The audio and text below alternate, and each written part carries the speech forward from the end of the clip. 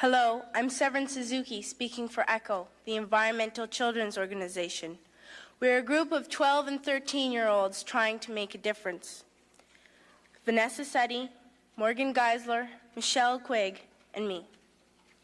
We've raised all the money to come here ourselves, to come 5,000 miles to tell you adults you must change your ways. Coming up here today, I have no hidden agenda. I am fighting for my future. Losing my future is not like losing an election or a few points on the stock market. I am here to speak for all generations to come. I am here to speak on behalf of the starving children around the world whose cries go unheard. I am here to speak for the countless animals dying across this planet because they have nowhere left to go. I am afraid to go out in the sun now because of the holes in our ozone.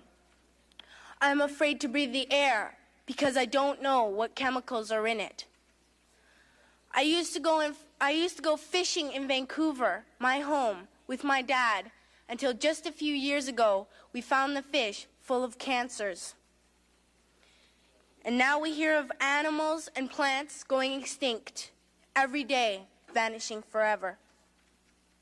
In my life, I have dreamt of seeing the great herds of wild animals, jungles and rainforests full of birds and butterflies. But now I wonder if they will even exist for my children to see. Did you have to worry of these things when you were my age? All this is happening before our eyes, and yet we act as if we have all the time we want and all the solutions. I'm only a child, and I don't have all the solutions. But I want you to realize, neither do you. You don't know how to fix the holes in our ozone layer. You don't know how to bring the salmon back up a dead stream.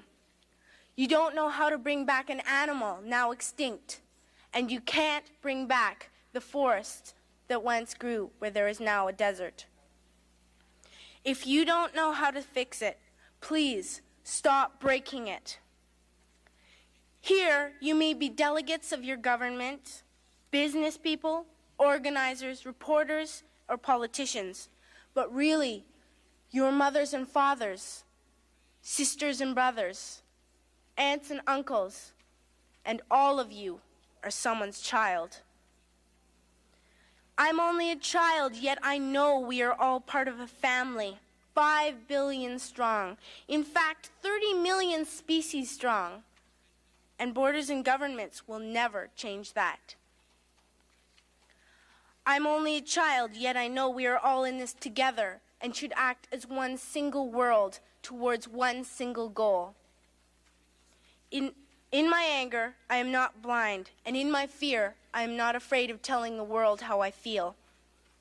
In my country, we make so much waste. We buy and throw away, buy and throw away, buy and throw away. And yet northern countries will not share with the needy. Even when we have more than enough, we are afraid to share.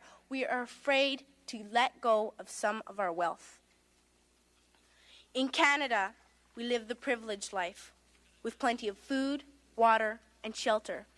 We have watches, bicycles, computers, and television sets. The list could go on for 2 days. 2 days ago here in Brazil, we were shocked when we spent time with some children living on the streets. This is what one child told us.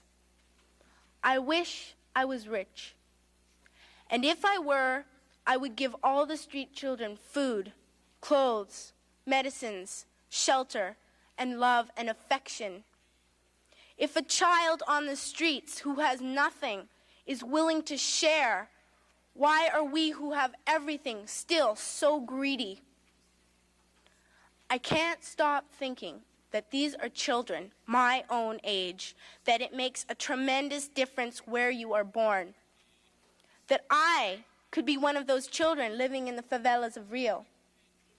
I could be a child starving in Somalia, or a victim of war in the Middle East, or a beggar in India.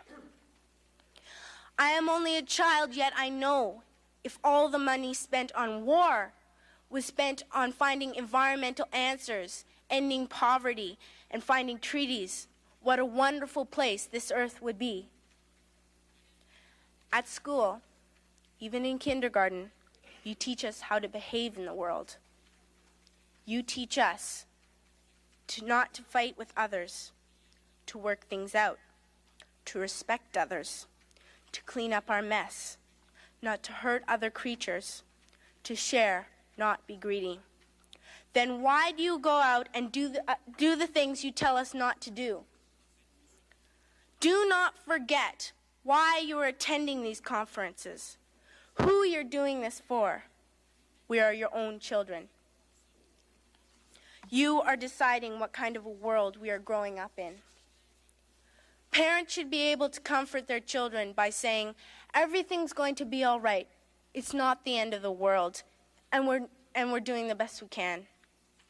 But I don't think you can say that to us anymore. Are we even on your list of priorities? My dad always says, you are what you do, not what you say. Well, what you do makes me cry at night. You grown-ups say you love us, but I challenge you, please, make your actions reflect your words. Thank you.